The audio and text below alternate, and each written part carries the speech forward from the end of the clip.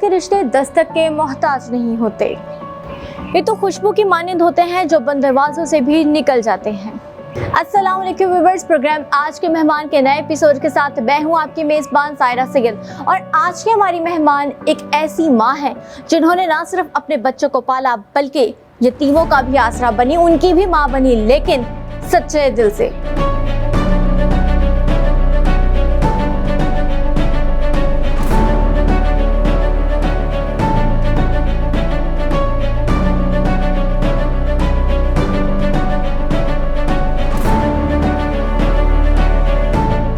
अस्सलाम वालेकुम सोफिया, कैसी हैं आप? वालेकुम अस्सलाम सायरा, अल्हम्दुलिल्लाह। सोफिया, सबसे पहले पूछना चाहूँगी अल-मरा फाउंडेशन, आखिर अल-मरा का मतलब क्या है और इस फाउंडेशन को बनाने के पीछे आपका क्या मकसद था?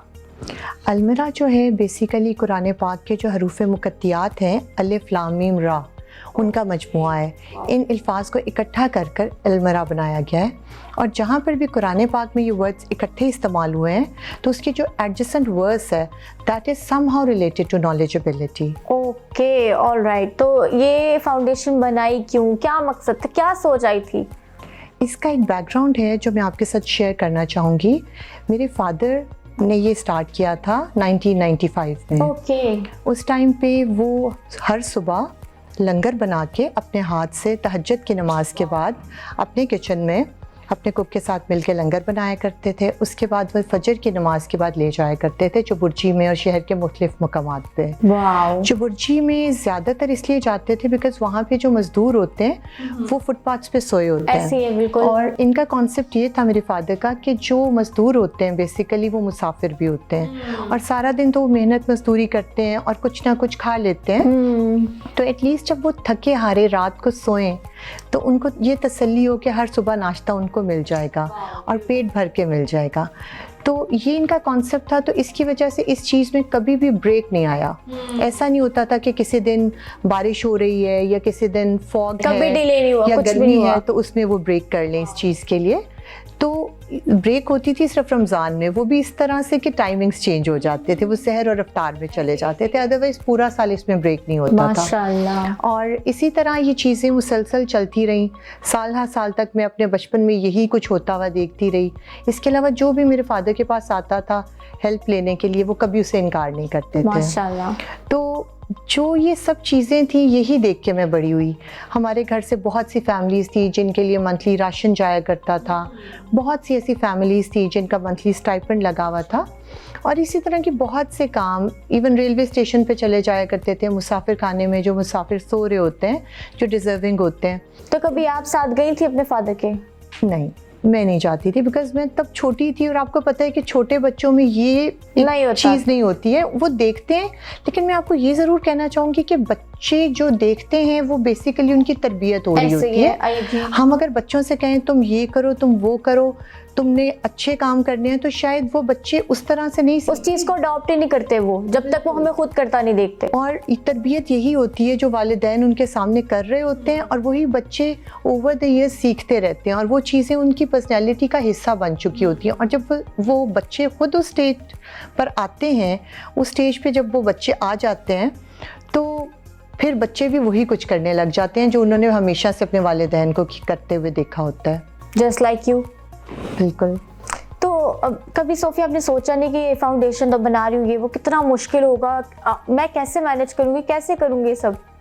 इसका मेरे फादर की डेथ हुई 2009 में और उस वक्त जो था फिर क्योंकि I am the only child of my parents तो मेरे पे ये फ़र्ज़ भी था और मेरा ये पैशन भी था कि मैं इस चीज़ को आगे लेके चलूँ, अपने फादर की लेगेसी को आगे लेके चलूँ। तो मैंने इसको कंटिन्यू किया, जो चीज़ें वो कर रहे थे उसको मैंने कंटिन्यू किया, बल्कि उसी तरीके से मैंने उसको थोड़ा सा बढ़ाने की कोशिश भी की। बट हमेशा मुझे लगता था कि ये सब कुछ काफ़ी नहीं है, कमी है, थोड़ा सा कुछ और करना चाहिए कि अल्लाह ताला ने मुझे इस दुनिया में भेजा है तो मेरे पे भी कुछ जिम्मेदारियाँ होती हैं कि मैं इस दुनिया में कुछ अपने हिस्से का कंट्रीब्यूट करूँ। तो जब मैं छोटे बच्चों को देखा करती थी सायरा, जो रोड साइड पे या कभी छोटे बच्चों का कुछ किस्सा सुनती थी कि उनके पेरेंट्स नहीं रहे या उनके साथ अच्छा सलूक नहीं हो रहा, तो हमेशा मेरा दिल बहुत जो है ना शिद्दत से ये अल्लाह ताला से दुआ करता था कि अल्लाह ताला मुझे इस्तिताअत दे और मैं इन बच्चों के लिए कुछ कर सकूं। और फिर अल्हम्दुलिल्लाह अल्लाह ताला ने मुझे इस काबिल बनाया, अल्लाह ताला ने मुझे ये इस्तिताअत दी कि मैंने उन बच्चों की परवरिश का ज़िम्मा लिया। तो जब हमने ये डिसाइड किया कि हम इन बच्चों को अडॉप्ट करना चाह रहे हैं जो यतीम और बेसहारा हैं, तो उसके बाद फिर हमें बहुत से लोगों ने कहा कि अब आपको एज़ फाउंडेशन रजिस्टर होना पड़ेगा, क्योंकि पहले जो आप खाना देने का काम कर रहे थे या मंथली स्टाइपेंड या राशन, वो सब चीज़ें तो वो थी जो हम लोग अपने तौर पे कर रहे थे, और उसके लिए आपको कहीं पे रजिस्टर होने की एज सच ज़रूरत नहीं है। तो जब हमने बच्चों का ज़िम्मा लेने का फ़ैसला किया तो फिर हमें बताया गया कि इसको आपने प्रॉपर तरीके से, ऑर्गेनाइज तरीके से रजिस्टर होने के बाद करना है, बिकॉज़ ये बहुत सेंसिटिव मामला है, बच्चों की ज़िंदगियों का सवाल है। आप ऐसे नहीं कर सकते कि आपका दिल का किया और आपने बच्चों को गोद लिया और आपने एक सिस्टम या एक सेटअप जो है इस्टेब्लिश कर लिया। तो फिर हमें बीच में कुछ टाइम लगा अपनी रजिस्ट्रेशन कराने में फाउंडेशन की। फिर हमने इसको अलमिरा फाउंडेशन के नाम से रजिस्टर कराया, और फिर हमने इनिशियली एक घर कैवलरी ग्राउंड में लिया। और क्योंकि कैवलरी ग्राउंड में इसलिए लिया क्योंकि जैसे आप जानती हैं, आप मेरे घर पे आई हैं, तो मेरा घर भी कैवलरी में है। तो मैं यही चाहती थी कि मेरे घर के बहुत करीब पास हो, सही, सो दैट मैं दिन में बार बार उधर विजिट कर सकूं। कितनी दफ़ा आप विजिट करते हैं फाउंडेशन? हमारे पास अभी जो है 3 घर हैं, और हमने ये जो घर बनाए हैं इनको हमने अपना घर के नाम से जो है शुरू किया है, बिकॉज़ मैं ये नहीं चाहती थी कि जब ये बच्चे स्कूल जाएं या अपने फ्रेंड्स के साथ इंटरेक्ट करें या कहीं पे भी बात करें तो कोई इनसे पूछे कि कहाँ से आए हो, तो ये इनको कहना पड़े कि हम अलमिरा फाउंडेशन से आए हैं। अब अगर कोई भी इनसे ये बात करता है आप कहाँ से आए हो, तो ये बहुत हैप्पीली बताते हैं कि हम अपने घर से आए। और तुम्हारी मामा बाबा क्या करते हैं, तो वो बड़े शौक से, बड़े फ़ख्र से बताते हैं कि हमारे बाबा जो हैं वो DIG हैं। और मतलब बच्चों को कॉन्फिडेंस देने के लिए ये ज़रूरी था कि हम इस तरह से करते हैं। अच्छा, ये आप अपनी फाउंडेशन में बच्चों को क्या क्या फैसिलिटीज़ देती हैं? हम लोगों ने, जैसे मैंने आपको बताया कि हम लोगों ने एक घर से स्टार्ट किया था कैवलरी ग्राउंड में। तो उसमें तब कितने या अब कितने बच्चे थे? जो थे 20 बच्चे थे। मतलब स्टार्ट तो हुए थे 5 बच्चों से, फिर आहिस्ता आहिस्ता ऐड ऑन होते गए और 20 बच्चे हो गए। उसके बाद फिर हमें जब ज़्यादा बच्चे और आना चाह रहे थे, जब ये सैलाब आया सिंध में, उसके बाद और बच्चे वहाँ से जिनके घर नहीं रहे, जिनके पेरेंट्स नहीं रहे, जिनका कुछ नहीं रहा वहाँ पे, तो फिर हमने उनको अडॉप्ट किया। फिर उनके लिए हमने दूसरा घर शुरू किया, वो भी कैवलरी ग्राउंड में ही है। और उसके बाद इसी तरह से फिर बच्चे आते गए और हमने तीसरा घर स्टार्ट किया। और ये हम लोगों ने जो स्टार्ट किया था ना प्रोजेक्ट पहला वाला, वो था 1 रमज़ान को। और अभी अल्हम्दुलिल्लाह इस रमज़ानुल मुबारक में हमें 1 साल पूरा हो जाएगा। माशाल्लाह माशाल्लाह। और अब हमारे पास अल्हम्दुलिल्लाह जो घर हैं वो 3 हो चुके हैं और बच्चों की तादाद जो है वो 60 हो चुकी है। 60 जी। अच्छा सोफिया, बच्चों के तो बड़े मतलब मूडी होते हैं, मूड स्विंग्स होते हैं, तो उनको कैसे टैकल किया जाता है यहाँ? हम लोग जो है बच्चों को बिल्कुल उस तरह से ट्रीट करते हैं जैसे अपने बच्चों को ट्रीट किया जाता है, क्योंकि मैं खुद भी एक माँ हूँ और मुझे पता है कि बच्चों की क्या ज़रूरियात होती हैं, किस एज की क्या रिक्वायरमेंट्स होती हैं। तो जब आप खुद माँ होते हैं और आप वो सब चीज़ें देख के आपने अपने बच्चों को बड़ा किया होता है ना, तो मेरे ख्याल से आपके लिए बहुत आसान होता है उन बच्चों की फीलिंग्स को समझना, उनकी ज़रूरियात को समझना। और इसके अलावा हमारे पास साइकोलॉजिस्ट हैं जो रेगुलर बेसिस पे इन बच्चों के साथ एक्टिविटीज़ करती हैं, इनके साथ डिफरेंट ब्रेन बूस्टिंग एक्टिविटीज़ करती हैं, इनके साथ बहुत सारा जो है टाइम स्पेंड करती हैं, सो दैट ये बच्चों के अंदर जो ट्रॉमा से गुजर के वो आए हैं, तो जो एक कमी रह गई है उनकी पर्सनैलिटी में, उसको दूर किया जा सके इंशाल्लाह इंशाल्लाह। तो इसके अलावा हम सब लोग मिलके, हमारी पूरी फैमिली, मेरे बच्चे, मैं, मेरे हस्बैंड, हम सब मिलके उन बच्चों के साथ टाइम स्पेंड करते हैं और उन बच्चों को जो है ना ये कॉन्फिडेंस देते हैं कि हम सब तुम्हारे अपने हैं, ये तुम्हारा अपना घर है और हम सब तुम्हारे अपनी फैमिली है। मतलब इस नेकी के काम में सिर्फ आप खुद ही नहीं सर अंजाम दे रही, सारा घर है इसमें शामिल। बिल्कुल, इसमें मेरे हस्बैंड की सपोर्ट बहुत ज़्यादा है, बिकॉज़ यू नो कि जिस सोसाइटी में हम रहते हैं, अगर आपके हस्बैंड की सपोर्ट आपके साथ नहीं है तो आप शायद इस तरीके से, इतने अच्छे तरीके से उस काम को ना कर पाएँ। इसके अलावा मेरे बच्चे मुझे बहुत सपोर्ट करते हैं, मेरी बेटियां बड़ी हैं और वो तो बहुत ज़्यादा सपोर्ट करती हैं अल्हम्दुलिल्लाह, और बेटे भी करते हैं। लाइक छोटा जो मेरा बेटा है यंगेस्ट, वो है 5 साल का। कितने बच्चे हैं आप? मेरे 4 बच्चे हैं। 4 बच्चे जी। कितने बेटे बेटियां? मेरी 2 बेटियां हैं और 2 बेटे हैं अल्हम्दुलिल्लाह। तो अभी छोटे बच्चे का कुछ बता रही थी आप बेटे? जी, वो 5 इयर्स का है और वो भी जो है स्टार्ट में तो वो थोड़ा इनसिक्योर हुआ, बिकॉज जब उसने देखा कि उसी के एज फेलोज इतने सब बच्चे आए हैं और उन्होंने मुझे मामा कहना शुरू किया, साथ ही तो फिर- ही वॉज लाइक कि मेरी मामा है, because he was the youngest और उसका और उसके बड़े बहन भाइयों का एज डिफरेंस भी काफ़ी है। तो बिकॉज मेरी जो एल्डेस्ट बेटी है शी इज़ लाइक माशाल्लाह 18, वाओ, तो उसको ये था कि मैं तो बेबी हूँ फैमिली का, तो मामा तो सिर्फ मेरी है। मेरी है। तो जब उसने देखा कि इतने सारे बच्चे, कोई यहाँ से आ रहा है, कोई वहाँ से आ रहा है और हर कोई मुझे गले लग रहा है, प्यार कर रहा है, मामा मामा कर रहा है, तो थोड़ा सा वो इनसिक्योर Insecure हो हुआ, गया। बिकॉज ये नेचुरल है। और फिर आहिस्ता आहिस्ता उसे प्यार से उसे समझाया कि ये सब भी आपके भाई हैं। और फिर अब अल्हम्दुलिल्लाह वो इतना कंफर्टेबल हो गया, अब वो मेरे साथ वहाँ जाता है, उन बच्चों के साथ उसकी इतनी अच्छी दोस्ती हो गई है, उनके साथ गेम्स खेलता है, उनके साथ अपनी चीज़ें शेयर करता है, तो अब वो भी मुझे सपोर्ट कर रहा है। तो अगर मैं पूछूं कि इस सब के पीछे कोई इंस्पिरेशन तो होगी आपके, तो who is your inspiration? Inspiration मेरे ख्याल से आपको आपके घर वाले देते हैं, और फॉर श्योर मेरी इंस्पिरेशन मेरे फादर हैं।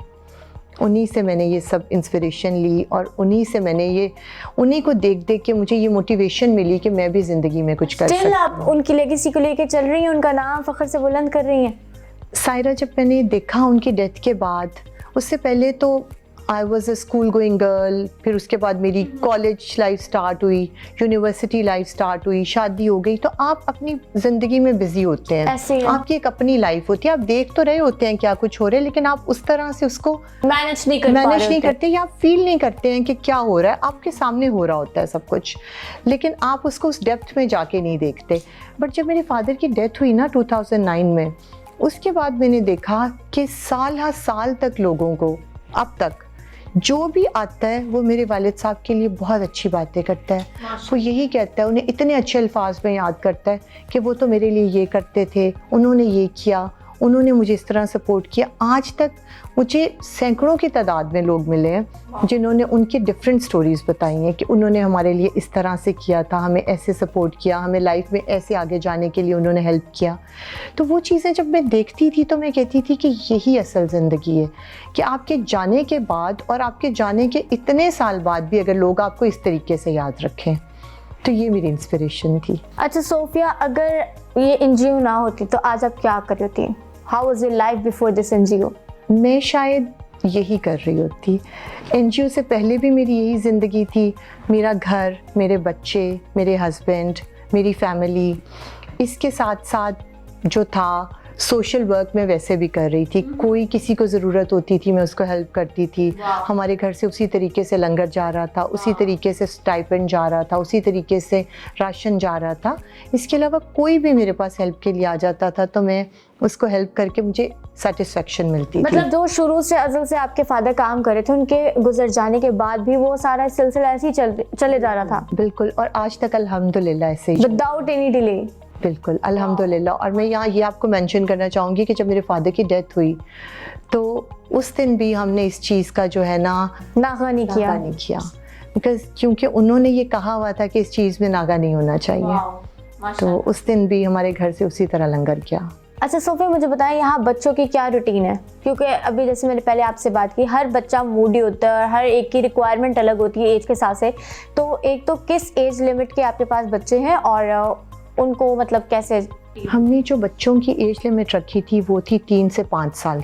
इतने छोटे बच्चे इस वजह से क्योंकि जो है 5 साल से बड़े बच्चे, उनकी कंप्लीट ब्रेन डेवलपमेंट हो चुकी होती है और फिर आप उनको अपने तरीके से उनकी ग्रूमिंग कर तो सकते हैं लेकिन बहुत मुश्किल हो जाती है। बहुत मुश्किल होती है, सही तो है। इसलिए हमने यही सोचा था कि हम छोटी एज के बच्चों को गोद लेंगे सो दैट उनकी पर्सनालिटी को ग्रूम किया जाए और उनको अच्छी तरबियत दी जाए, अच्छी तालीम दी जाए और इसके अलावा उनको इतना कॉन्फिडेंस दिया जाए कि वो आगे जाके जो है सोसाइटी में पॉजिटिवली कंट्रीब्यूट कर सकें। तो इस वजह से हम लोगों ने छोटा एज ग्रुप जो था वो सिलेक्ट किया था। लेकिन उसके बाद ये हुआ कि जब, जैसे मैंने आपको बताया कि जब ये फ्लड आया तो उसमें फिर हमें जो बच्चों ने अप्रोच किया, जो कुछ फैमिलीज़ ने, उन्होंने हमें ये बताया कि वहाँ पे जो बच्चे हैं उनके घर, उनकी फैमिली सब कुछ तबाह हो चुका है, तो आप इनको अडॉप्ट कर लें। तो बट उन बच्चों की जो एज थी दैट वाज अराउंड 7, 8, 9 इस तरह से। तो उस वक्त तो हमारे बेसिक क्राइटेरिया पे वो बच्चे पूरे नहीं उतर रहे थे, बट देन वी डिसाइडेड कि नहीं, हमें इन्हें लेके आना है। तो उनके लिए फिर हमने अगला घर स्टार्ट कर लिया, और अब उस घर में थोड़े से कंपैरेटिवली बड़े बच्चे हैं। और उन बच्चों को अलग से रखा जाता है। तो बिकॉज एक घर में अगर एक एज ग्रुप के बच्चे होंगे ना, तो वो ज़्यादा बेहतर होगा उन बच्चों के लिए भी, उनकी मेंटल हेल्थ के लिए भी, और जो सारा स्टाफ उनको मैनेज कर रहा है उनके लिए भी। मतलब 3 different houses and 3 different age groups. बिल्कुल सही है। बट जो मैक्सिमम वाला है हमारा एज ग्रुप, वो भी not more than 10 years। Okay, alright. तो इस हिसाब से उनके अच्छे से ग्रोथ, ग्रूमिंग सारा कुछ हो रहा है। ऑलराइट व्यूअर्स, तो यहाँ वक्त हुआ एक छोटे से ब्रेक का। Don't go anywhere, stay tuned with अस।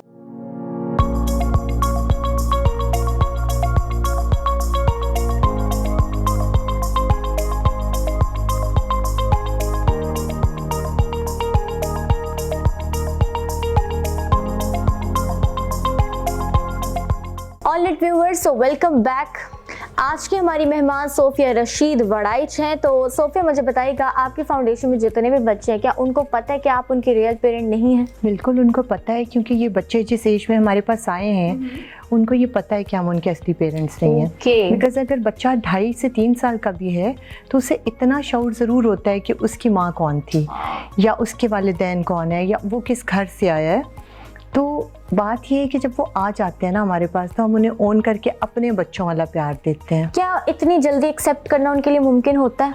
थोड़ा सा टाइम लगता है, लेकिन क्योंकि बच्चे होते हैं ना, तो जब आप उनसे दिल से प्यार करते हो, आप उनकी छोटी छोटी ख्वाहिशात का ख्याल रखते हो, आप उनको ओन करते हो, तो वो बहुत जल्दी आपके साथ जो है ना अटैच हो जाते हैं, और फिर वो आपसे इतना प्यार करने लगते हैं कि फिर उनको भी यही लगता है कि आप उनके सगे वालिदैन हैं, और आपको भी यही लगता है कि वो आपकी सगी औलाद है। अच्छा, तो एक बच्चे की अपब्रिंगिंग में कितना को एक्सपेंस हो जाता है? एक्सपेंस तो थोड़ा ज़्यादा ही होता है हमारा, बिकॉज जिस एरिया में हमने इनके लिए घर लिए हुए हैं, कैवलरी ग्राउंड में, एज यू नो कि वो लाहौर का पॉश एरिया है और काफ़ी एक्सपेंसिव एरिया है, और यहाँ की जो लिविंग है वो काफ़ी एक्सपेंसिव है। और जो हमने इनके लिए घर लिए हुए हैं उनको बड़े खूबसूरत स्टेट ऑफ द आर्ट तरीके से हमने उन बच्चों की ज़रूरियात के मुताबिक उन्हें डिज़ाइन किया हुआ है। और उन घरों में उन बच्चों के लिए इन्वर्टर्स लगे हुए हैं, उन बच्चों को हर वक्त मॉनिटर करने के लिए कैमरास हैं, CCTV, और इसके अलावा स्टाफ है, मेड्स हैं, मदर मेड्स हैं। बच्चे जो हैं हमारे वो प्राइवेट स्कूल में तालीम हासिल कर रहे हैं। मतलब आपके असल बच्चों और फाउंडेशन के बच्चों में कोई फ़र्क नहीं है? बहुत कम फ़र्क है, बहुत कम फ़र्क है। ये कहना शायद ज़्यादती होगा कि अगर मैं कहूँ कि बिल्कुल 100% सेम स्टैंडर्ड है, शायद मैं ये ज़्यादती करूँगी क्या कि लाइक आप ये कह सकते हैं कि 95% उसी स्टैंडर्ड में वो बच्चे रह रहे हैं। Too much. और बड़े अच्छे प्राइवेट स्कूल में ये बच्चे जा रहे हैं, इनकी एजुकेशन हम वहाँ से करा रहे हैं। इसके अलावा इन बच्चों के लिए घर में साइकोलॉजिस्ट आती हैं, इन बच्चों के लिए हम प्राइवेट टीचर्स आती हैं जो घर पे आके इनको पढ़ाती हैं, इनकी तालीम व तरबियत पे ध्यान देती हैं। तो ये सब चीज़ें ज़ाहिर है उसी वक्त जब हम इन बच्चों को एक स्टैंडर्ड देना चाह रहे हैं तो उसी वक्त मुमकिन होगा जब थोड़े से एक्सपेंसेस बढ़ेंगे। तो अच्छा सोफिया, जब आप खुद यहाँ नहीं होती, लाहौर के प्रीमिसेस में नहीं होती, तो आप कैसे फाउंडेशन और बच्चों को मॉनिटर करती हैं? ये जो CCTV कैमरास हैं ये मेरे और मेरी बेटी के फ़ोन में भी इंस्टॉल्ड हैं, और हम लोग जहाँ पर भी हों हम इनको देख सकते हैं। हर जगह से आप मॉनिटर करते रहते हैं? बिल्कुल। और इसके अलावा हमारे हेड ऑफिस में 24/7 कोई ना कोई वहाँ पे बैठ के ये देख रहा होता है कि यहाँ पे क्या हो रहा है, सो दैट इन बच्चों पे आप कंप्लीटली नज़र रख सकें कि ये क्या एक्टिविटीज़ हैं, किस तरह से इनका ख्याल रखा जा रहा है। बिकॉज हर वक्त मेरा वहाँ रहना पॉसिबल नहीं है, मैं दिन में 2 से 3 बार ज़रूर चक्कर लगाती हूँ, बिकॉज मेरे घर के बहुत पास है। मैं घर से निकलती हूँ, मैं चली जाती हूँ, कभी एक घर में कभी दूसरे घर में, और मैं जाती भी रैंडमली हूँ, और अक्सर तो होता है कि मैं बताए बगैर जाती हूँ, सो दैट जो स्टाफ है उसको पता हो कि किसी वक्त भी आ सकती हैं। बिल्कुल किसी वक्त भी आ सकते हैं। और वो हर वक्त फिर इसका फ़ायदा ये होता है कि मैं जिस वक्त भी चली जाऊँ मुझे सेम एनवायरनमेंट मिलता है। सही है। सफाई उसी तरह से होती है, बच्चों की केयर उसी तरह से की जा रही होती है, और इसके साथ साथ बच्चों के कपड़े, उनकी सफाई हर वक्त सेम होती है। बिकॉज अगर आप खुद चले जाते हो और आप अनअनाउंस जाते हो ना, तो वो आपको ज़्यादा बेहतर तरीके से पता चलता है कि वहाँ क्या हो रहा है। तो इस वजह से जो है मेरे ख्याल से मेरे बहुत फ्रीक्वेंट चक्कर लगते हैं वहाँ पे। अच्छा सोफिया, यहाँ मैं आपसे पूछना चाहूँगी, आप अपने फादर की लेगेसी को, उनके मिशन को लेकर अभी तक फुलफिल कर रही हैं, तो हाउ डू यू फील? बहुत अच्छा फील करती हूँ, और अल्हम्दुलिल्लाह बहुत एम्पावर्ड फील करती हूँ।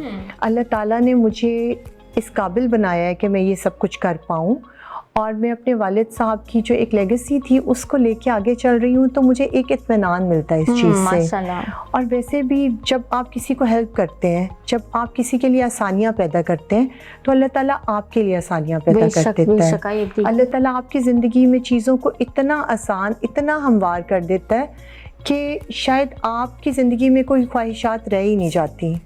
सही बात है। तो बस एक ख्वाहिश है मेरी कि अल्लाह ताला जिस तरह से मुझे अल्लाह ताला ने इस्तिताअत दी है कि मैं अपने वालिद साहब की लेगेसी को आगे लेके चल रही हूँ, इसी तरह से अल्लाह ताला मेरे बच्चों को इस काबिल बनाए कि वो इस अच्छे काम को इसी तरह से आगे लेके चले। आमीन इंशाल्लाह। सायरा, मेरे ख्याल से काफ़ी बातें हो गई, अब हम डाइनिंग रूम में चलते हैं और थोड़ा सा लंच कर लेते हैं। ज़रूर ज़रूर, आइए। सोफिया, मुझे ये बताइएगा, आप अपनी फैमिली को कैसे टाइम दे पाती हैं? फैमिली, देखें, ज़िंदगी में हमेशा हर इंसान की प्रायोरिटी होनी चाहिए, बिल्कुल, और मेरी भी है। और मैं सुबह उठती हूँ जी, बच्चों के स्कूल के टाइम पे उनको स्कूल तैयार करके भिजवाती हूँ, बिकॉज़ मुझे ये लगता है कि बच्चों को जब वो सुबह उठे ना, सबसे ज़्यादा ज़रूरत माँ की होती है। बिल्कुल, आई एग्री। चाहे वो छोटे हैं या चाहे बच्चे बड़े हो के यूनिवर्सिटी गोइंग हैं, लेकिन वो कहीं ना कहीं अपनी माँ को ढूंढ रहे होते हैं। इवन कि जब मैं भी घर पे जाती हूँ सोफिया, तो अम्मा ना दिखे ना, तो फिर कुछ भी नहीं अच्छा लग रहा होता ना, किसी चीज़ में ध्यान नहीं लग रहा था, और जाते सवाल ये होता है अम्मा कहाँ है। बिल्कुल, और स्पेशली जब सुबह उठते ही बच्चों की जो सबसे पहली ज़रूरत होती है वो माँ होती है। बिल्कुल, आइए। तो मैं उन्हें खुद तैयार करा के स्कूल, कॉलेज, यूनिवर्सिटी भिजवाती हूँ, जिस जगह पे वो जा रहे होते हैं। लाइक हर एज ग्रुप के बच्चे हैं अल्हम्दुलिल्लाह। बड़ी बेटी शी इज़ इन यूनिवर्सिटी, अच्छा, वाह। और दूसरी बेटी शी इज़ इन ग्रेड 12, और एक बेटा ही इज़ इन ग्रेड 8, और छोटा वाला जो है वो KG में है। ओके। तो सुबह उन्हें भिजवा के फिर मेरे हस्बैंड के ऑफिस का टाइम हो जाता है, उन्हें उठाती हूँ, उन्हें तैयार कराती हूँ, उन्हें ऑफिस भिजवाती हूँ। उसके बाद एज यू नो कि एक जो हाउस वाइफ होती है उसे अपने घर को भी मैनेज करना होता है अच्छे से।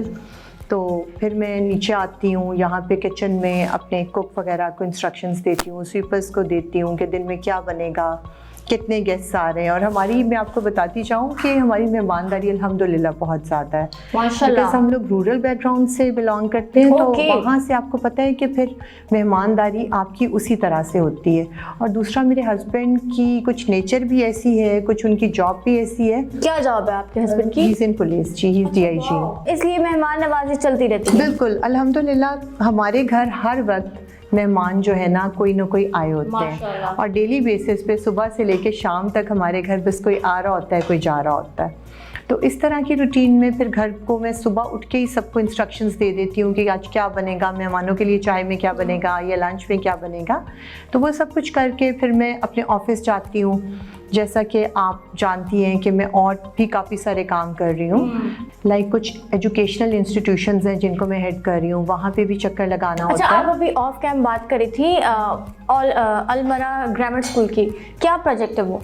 जी, ये भी अलमरा का ही एक प्रोजेक्ट है, और इसमें हम लोगों ने बेसिकली जो अंडर प्रिविलेज्ड बच्चे हैं उनके लिए ये सेटअप स्टार्ट किया है। ब्यूटीफुल। ऐसी फैमिलीज़ जो ये चाहते हैं कि उनके बच्चों को तालीम का, उनको ग्रूमिंग का वो स्टैंडर्ड मिले जो लाहौर के बड़े महंगे तरीन स्कूलों में दिया जा रहा है, बट वो फ़ी अफोर्ड नहीं करते उतनी ज़्यादा। तो वो same standard, same grooming, same education हम लोग बहुत कम जो है बिल्कुल नॉमिनल सी फ़ी में उन बच्चों को प्रोवाइड करें, सो दैट उनके पेरेंट्स की सेल्फ रिस्पेक्ट भी हर्ट ना हो। वो ये ना कहें कि हमारा बच्चा जो है वो किसी फाउंडेशन के स्कूल में पढ़ रहा है, और बल्कि ये भी हो उनके लिए कि उनके एक सेल्फ रिस्पेक्ट होती है ना, एक सेल्फ एस्टीम होती है कि हाँ हम फ़ी पे कर रहे हैं, और वो इतनी कम हो कि हर किसी के लिए अफोर्डेबल हो और सेल्फ एस्टीम भी हर्ट ना हो। और कुछ ऐसी भी फैमिलीज़ हैं जो नहीं अफोर्ड करती, तो वो हमें आके बता देते हैं, तो उनको हम बिल्कुल फ्री ऑफ कॉस्ट भी पढ़ाते हैं, लेकिन वो हम किसी को डिस्क्लोज नहीं करते कि कौन सा बच्चा फ़ी पे कर रहा है, कौन सा नहीं कर रहा। बहुत अच्छा है, बल्कि मतलब हमारे तो पाकिस्तान में ऐसे कुछ स्कूल्स हैं जो बच्चों को असेंबली, मॉर्निंग असेंबली में साइड में क्यू में कर देते हैं कि इनकी फ़ीस नहीं पे। तो वो इतनी एम्बैरेसमेंट और सारा, मुझे लगता है हमें एज सोसाइटी बहुत चीज़ें अपने अंदर ठीक करने की ज़रूरत है। जब तक हम खुद को ठीक नहीं करेंगे, हर इंसान अगर सिर्फ अपने आप से स्टार्ट ले लेना कि मैंने अपने आप को ठीक करना है, उसके बाद अपने घर को, अपने इलाके को, तो मुझे लगता है कि हम इस पूरे मुआशरे को सुधार सकते हैं। अच्छा सोफिया, मुझे बताइएगा, माशाल्लाह इतनी फैमिली ओरिएंटेड है, तो एक मियाँ और बीवी के रिश्ते में ऐसा क्या होना चाहिए कि वो लॉन्ग लास्टिंग रहे? मुझे ये लगता है कि सबसे पहले जो सबसे इम्पॉर्टेंट चीज़ है वो है रिस्पेक्ट। जिस भी रिश्ते में, चाहे वो मियाँ बीवी का हो, चाहे वो बहन भाइयों का हो, चाहे वो फ्रेंड्स का हो, अगर रिस्पेक्ट है ना दोनों तरफ से, तो उससे ज़्यादा स्ट्रॉन्ग रिश्ता नहीं हो सकता। बिल्कुल। इसके अलावा जाहिर है लॉयल्टी आ जाती है, प्यार आ जाता है, लेकिन ये सब सेकेंडरी चीज़ें हैं। सबसे पहले रिस्पेक्ट है। तो आजकल जैसे रेशो है हमारे पाकिस्तान में डाइवोर्सेस की, इतनी मतलब मुझे नहीं समझ आती, यंगस्टर्स हैं, लव मैरिजेस हैं और डाइवोर्स हो रही है, तो उसकी क्या वजह आपको सबसे बड़ी मेजर लगती है? मुझे ये लगता है कि बच्चों को जब हम बड़ा कर रहे होते हैं, हम उन्हें प्रॉपरली ये बताते नहीं हैं कि शादी का मकसद क्या है, शादी का मतलब क्या है। बिकॉज़ जब बच्चों को मूवीज़ दिखाई जाती हैं, बॉलीवुड मूवीज़, तो वो अपनी शादी को उसके साथ कनेक्ट करके ना मूवीज़ के साथ फैंटेसाइज करना शुरू कर देते हैं कि शायद शादी के बाद मेरा हीरो जो है वो इस तरह मुझे स्विट्ज़रलैंड की वादियों में घुमाएगा और शायद मेरी सारी ज़िंदगी बेड ऑफ रोजेज़ होगी। तो हमेशा से एक यही कॉन्सेप्ट दिया जाता है। उसके अलावा जो माएँ हैं वो बचपन से ही बच्चों को कहती हैं जो करना होगा शादी के बाद कर लेना। तो वो बच्चियाँ जो हैं और बच्चे वो इस तरह का एक कॉन्सेप्ट लेके बड़े होते हैं कि शादी के बाद तो शायद हमें एक पूरी दुनिया हमारी चेंज होने वाली है, सब बदल जाएगा, जबकि वो रियलिटी नहीं होती। रियलिटी ये होती है कि आपको देखना होता है कि आप एक घर से दूसरे घर में जा रहे हैं। आप अगर अपने वालिदैन की रिस्पेक्ट कर रहे हैं तो आपको अपने स्पाउस के वालिदैन की भी रिस्पेक्ट करनी ज़रूरी है। आप अपना घर छोड़ के जा रहे हैं तो आप किसी पे एहसान नहीं कर रहे, आप उस घर को भी अपना घर समझें। मैंने देखा अक्सर लड़कियां ये कहती हैं हम तुम्हारे लिए अपना घर छोड़ के आ गए। तो आपके साथ कोई ज़बरदस्ती तो नहीं हुई ना कि आप घर छोड़ के उधर आ गए। आप म्यूचुअल अंडरस्टैंडिंग से और म्यूचुअल एक फ़ैसले से आए हैं ना, तो आप उस घर को अपना घर समझें। और एक जो सास का कॉन्सेप्ट दिया जाता है ना कि तुम्हारी सास तुम्हें ये कहेगी या तुम्हारी सास तुम्हें जगाएगी, बचपन से ही बच्चों को ये डराया जाता है। हालांकि सास बेसिकली एक माँ होती है। और कोई भी माँ अपने बच्चे के लिए गलत सोच ही नहीं सकती। तो अगर आप कॉन्सेप्ट ये लेके जाएंगे कि सास है, तो मेरे ख्याल से कि पहले दिन ही आपके लिए मुश्किलात शुरू हो जाएंगी। आप अपनी माँ को और अपनी सास को एक दर्जा दें, आप अपने घर को और अपने ससुराल की इज़्ज़त को एक ही तरह से समझें।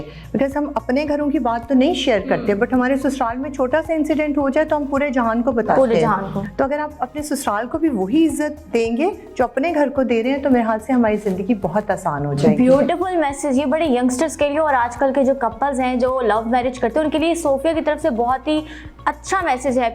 सोफिया, अभी ये सारी बातें तो होगी, अब हम फाउंडेशन का इतनी देर से जिक्र सुन रहे हैं तो हम फाउंडेशन भी जाएंगे। व्यूवर्स, ये लंच कंप्लीट करके हम सोफिया के साथ जाएंगे उनकी फाउंडेशन। ऑलराइट व्यूवर्स, तो यहाँ वक्त एक छोटे से ब्रेक का। Don't go anywhere, stay tuned with us, we will be right back.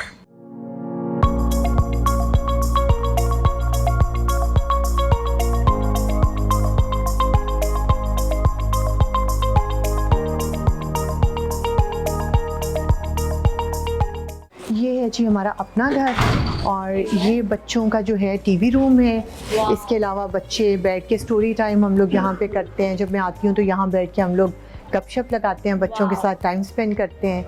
ये बच्चों के डाइनिंग टेबल्स हैं और यहाँ पे बच्चे खाना खाते हैं। इसके अलावा जो है फिर बच्चों के जो स्टडी टाइम होता है वो भी यहाँ पे होता है। जैसे होमवर्क है या इनका कलरिंग वगैरह है तो वो यहीं पे बैठ के करते हैं। और बेडरूम, जी आए मैं आपको बेडरूम दिखाती हूँ। ये हमारे बच्चों का बेडरूम है, ठीक है। यहाँ पे 6 बेड्स हैं, 6 बंक बेड्स हैं, ठीक है। और जिसमें 5 बच्चे होते हैं यहाँ पे और 1 मदर मेड या मेड साथ सोती है, ठीक है। और वो देखिए CCTV कैमरास जो मैं आपको बता रही थी, हर जगह पे आपको ये नज़र आएंगे। और इसी तरह के हमारे पास 4 कमरे हैं इस घर में और हमारे पास 20 बच्चे हैं इस घर में। हर कमरे में 5 बच्चे और 1 मेड या मदर मेड होती हैं। आइए मैं आपको इनका किचन दिखाऊं। आइए अब मैं आपको बच्चों का किचन दिखाती हूँ। यहाँ पे हम बच्चों के लिए जो खाना है डेली बेसिस पे यहाँ तैयार होता है, ठीक है। और हर घर का अपना किचन है, इनको सेम मेन्यू दिया जाता है जिसके अकॉर्डिंगली खाना बनाते हैं बच्चों के लिए।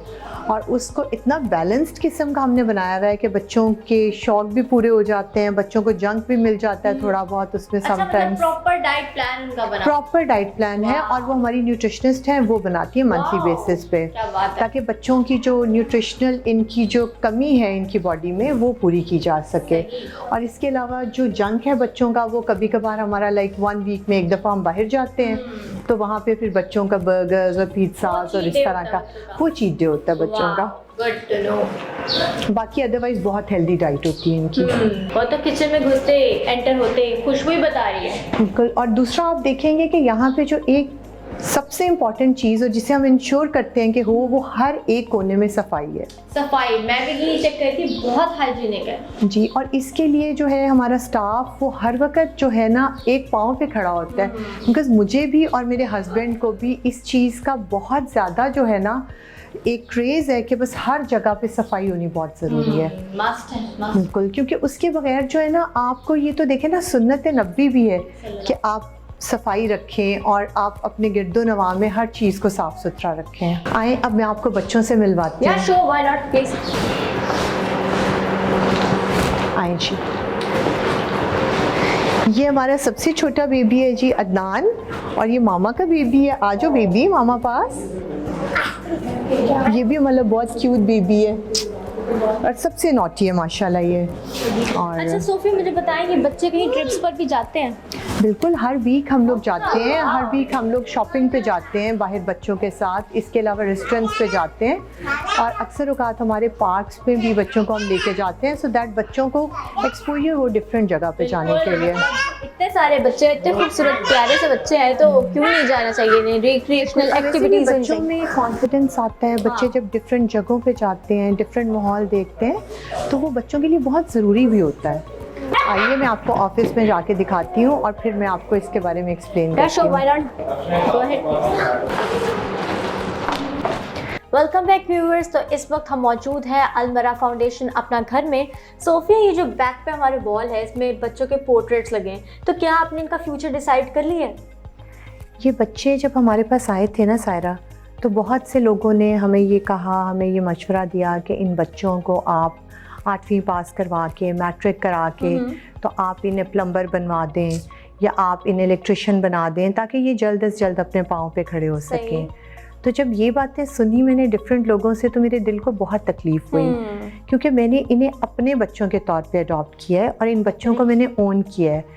तो मेरा उनको यही जवाब होता था कि क्या मैं अपने बच्चों के लिए ऐसा सोच सकती हूँ? तो अगर मैं अपने बच्चों के लिए सोचती हूँ कि वो आगे जाके CSP बने, आगे जाके आर्मी ऑफिसर बने, आगे जाके डॉक्टर्स, इंजीनियर्स, लॉयर्स, जजेस बने, तो मैं इन बच्चों के लिए भी सेम सोचूंगी। तो हम लोगों ने फिर इन बच्चों को डिफरेंट वीडियोस के थ्रू, डिफरेंट जो है एक स्टोरीज़ के थ्रू इन प्रोफेशंस के बारे में बताया। उसके बाद हमारी साइकोलॉजिस्ट ने इन पे काफ़ी महीने तक काम किया और उसके बाद जब बच्चों का ये कॉन्सेप्ट क्लियर हुआ कि कौन से प्रोफेशन में क्या क्या होता है, तो उसके बाद फिर इन बच्चों ने अपने लिए खुद ये प्रोफेशन जो है चूज़ किया। तो फिर हमने इनकी पिक्चर्स उस यूनिफॉर्म में लगा दी, सो दैट ये बच्चे जब उठते हैं सुबह और ये देखते हैं ख़ुद को उस यूनिफॉर्म में, तो इन्हें एक मोटिवेशन मिलती है। और ये जब कई साल तक ये होगा तो डेफिनेटली बच्चे अंदर से इतने स्ट्रॉन्ग हो चुके होंगे और वो कहेंगे नहीं मैं तो आर्मी ऑफिसर हूँ या मैंने तो जज बनना है। तो इस वजह से हमने जो है ना, ये एक जो है आपको फ्रेम नज़र आ रहे हैं, ये वॉल नज़र आ रही है, तो हमने इस वजह से ये वॉल बनाई है। अच्छा सोफिया, ऑर्गेनाइजेशंस तो बहुत भी काफ़ी सारी NGOs हैं, तो आप अपनी NGO को बाकियों से कैसे डिफरेंशिएट करती हैं? ये जो कॉन्सेप्ट है ना अपना घर का, ये मैंने पहले नहीं देखा। बहुत से ऑर्फनेज विज़िट किए मैंने, बहुत अच्छा काम कर रहे हैं लोग, बहुत ज़्यादा बहुत बड़ा काम कर रहे हैं लोग, बड़े वसी पैमाने पे काम कर रहे हैं। लेकिन ये जो कॉन्सेप्ट है ना कि बच्चों को अपना घर देना, बच्चों को ओन करना, बच्चों को अपनी औलाद की तरह पालना, ये चीज़ मुझे नज़र नहीं आई थी। तो मुझे ये लगता है कि यही फ़र्क है कि हम इस ऑर्गेनाइजेशन को दूसरी ऑर्गेनाइजेशन से थोड़ा सा मुख्तलिफ समझते हैं। अच्छा सोफिया, मुझे बताएं इस प्रोजेक्ट को लेकर, अपने घर को लेकर क्या न्यू रेजोल्यूशंस आपकी, क्या न्यू प्रोजेक्ट आपने सोचा, प्लान किया आपने? अब हमारे पास सायरा बच्चे जो हैं बहुत ज़्यादा तेज़ी से आ रहे हैं और माशाल्लाह। बच्चों की तादाद हर दिन बढ़ने में आ रही है, बढ़ती हुई नज़र आ रही है। तो अब हमारी ये ख्वाहिश है कि हम एक जगह पे, हमें बल्कि एक सोसाइटी है यहाँ पे सेंट्रल पार्क, ओके। उसके जो ओनर हैं उन्होंने हमें एक बहुत अच्छी जगह भी दे दी है इन बच्चों के लिए, घर बनाने के लिए। तो हम लोग वहाँ पे इन बच्चों के तकरीबन 200 बच्चों के लिए घर बना रहे हैं इंशाल्लाह ताला। बहुत जल्दी वो हम शुरू कर देंगे। और हमारी ये ख्वाहिश है कि अभी देखो 3 घरों में जाना 60 बच्चों के साथ मुश्किल है, और अभी अगर जैसे हमारे पास बच्चे आ रहे हैं और हम इनकी तादाद बढ़ाते हैं घरों की, एक तो बहुत करीब इसी जगह पे घर मिलना भी मुश्किल है। लेट्स से हम क्या हमें 6 घर 7 घर 8 घर एक जगह पे मिले तो थोड़ा सा मुश्किल हो जाएगा। तो उसके लिए अब हमारा यही प्लान है इंशाल्लाह ताला कि हम 200 बच्चों के लिए वहाँ पे घर बना रहे हैं सेंट्रल पार्क में। और इंशाल्लाह ताला फिर बच्चों का एक बड़ा खूबसूरत वहाँ पे जो है ना प्लेग्राउंड होगा, इनके लिए डिफरेंट एक्टिविटीज़ होंगी, बिकॉज वो बहुत खुली जगह होगी ना। और जो मुझे एक नज़र आता है कि बच्चों की यहाँ पे, क्योंकि ये बॉयज़ हैं तो इनको बहुत ज़्यादा एनर्जी जो है इनमें होती है और इन्हें बहुत ज़्यादा खेल कूद एंड इन्हें एक्टिविटीज़ करना होती है, एक्टिव होते हैं। तो हमारे पास इन घरों में इतनी ज़्यादा जगह नहीं है कि बच्चे बहुत ज़्यादा एक्टिविटीज़ कर सकें। तो जब इंशाल्लाह विद इन ए ईयर हमारा प्लान है कि हम अपने बच्चों को लेके वहाँ चले जाएंगे और वहाँ पे 200 बच्चों को, ऐसे यतीम बेसहारा और बेघर बच्चों को हम लोग वहाँ पे लेके जाएंगे इंशाल्लाह ताला। इनके लिए वहाँ अपना घर बनाएंगे। तो वहाँ पे ये चीज़ें मुझे लगता है बच्चों के लिए भी बहुत ज़्यादा आसानी हो जाएगी और हमारे लिए भी बहुत आसानी हो जाएगी कि एक ही जगह पे, और हम उसको हॉस्टल की तरह नहीं बनाएंगे। वहाँ पे भी जो कॉन्सेप्ट है ना अपना घर का, हम उसी को रखेंगे। इसी तरह हर बच्चे के लिए अपने घर होंगे जहाँ पे 10 बच्चे होंगे, साथ एक मेड होगी, एक मदर मेड होगी जो उनका उस तरह से ख्याल रखेंगे। और फॉर श्योर मामा तो मैं हूँ उन बच्चों की। है। अच्छा सोफिया, अब इन मामा से कोई भी आए कि अडॉप्ट करने हमने बच्चा, तो क्या उसका तरीक़ाकार है? ऐसा नहीं है, क्योंकि इन बच्चों को मैंने खुद अडॉप्ट किया है। और जब मैंने इन बच्चों को लिया है तो मैं फिर वही बात कहूँगी कि मैंने इन्हें ओन किया है, अपनी औलाद बना के लिया है। तो जब भी मेरे पास कोई ऐसे लोग आते हैं वो मुझसे बच्चा अडॉप्ट करने की बात करते हैं तो मैं उन्हें रेफ़र कर देती हूँ कि आप वहाँ जाएं। डिफरेंट जगह हैं जहाँ से वो बच्चे को अडॉप्ट कर सकते हैं, जो ज़रूरतमंद बच्चे हैं जिनको वालिदैन मिल जाएंगे और उन वालिदैन की भी ज़रूरत पूरी हो जाएगी कि अगर उनकी औलाद नहीं है तो उनको औलाद मिल जाएगी। बट ये बच्चे तो ऑलरेडी अपनी मामा पापा के साथ हैं, ऑलरेडी अपने घर में हैं, तो इनको हम फिर नहीं देते अडॉप्शन के लिए। अच्छा Sophia, you are an empowered women माशाल्लाह, तो आपकी नज़र में वुमेन एम्पावरमेंट क्या है? वुमेन एम्पावरमेंट इज़ मेरे ख्याल से when a women is allowed to reach the full potential in whatever way that may be। तो एक औरत अगर अपने घर को, अपने बच्चों को, अपने एक पूरी घर गृहस्थी को अच्छे तरीके से लेके चल रही हो तो मैं तो उसे भी एम्पावर्ड वुमेन कहूँगी। और इसी तरह से जो आप पूरे तरीके से कर सकें, जिसमें आप फुल पोटेंशियल के साथ कर सकें, मेरे ख्याल से वही एम्पावरमेंट है। अच्छा सोफिया, मुझे बताया आपने किसी और डोमेन में चैरिटी क्यों नहीं की? Why only in this? मैं आपको यहाँ ये बताना चाहूँगी कि जो अलमरा फाउंडेशन है ये बेसिकली 3 ऑब्जेक्टिव्स पर काम कर रहा है, जिसमें जो सबसे पहला और पुराना हमारा जो एक ऑब्जेक्टिव चला आ रहा है सिंस 1995 वो है फीड द हंग्री प्रोग्राम। ठीक है, उसके बाद हमने स्टार्ट किया पेरेंट एंड ऑर्फन, जिसके अंदर आपको ये सब कुछ नज़र आ रहा है। अपना घर जो है ये पेरेंट एंड ऑर्फन के अंदर आपको नज़र आ रहा है। इसके बाद जो अगला है हमारा प्रोजेक्ट वो है एजुकेट पाकिस्तान, जिसके अंदर हमने अलमरा ग्रामर स्कूल बनाना शुरू किया है। अभी हमने एक बनाया है स्कूल, बट हमारी ख्वाहिश है कि इंशाल्लाह ताला अनकरीब हम डिफरेंट सिटीज़ में और जहाँ जहाँ तक अल्लाह ताला ने हमें इस्तात दी हम जाएंगे और इंशाल्लाह ताला इस फील्ड में भी बहुत ज़्यादा जो है ना लोगों के लिए आसानियाँ पैदा करेंगे। इंशाल्लाह, क्यों नहीं। अच्छा सोफिया, सबसे एंड पे मैं एक क्वेश्चन करूँगी जो हर एक से करती हूँ, आपके नज़दीक ज़िंदगी क्या है? मेरे नज़दीक ज़िंदगी दूसरों के काम आना, दूसरों की ज़िंदगी में आसानियाँ पैदा करना और दूसरों के लिए खुशियाँ बखेरना है। Beautiful. So thank you very much Sophia, आपने हमें अपना कीमती वक्त दिया और बहुत ही मज़े का लंच भी ऑफर किया। Thank you for coming. Thank you. Alright viewers, so this is all for today. I'll catch you all with a new mehman and a new episode. Till then, I'm signing off. Allah Hafiz.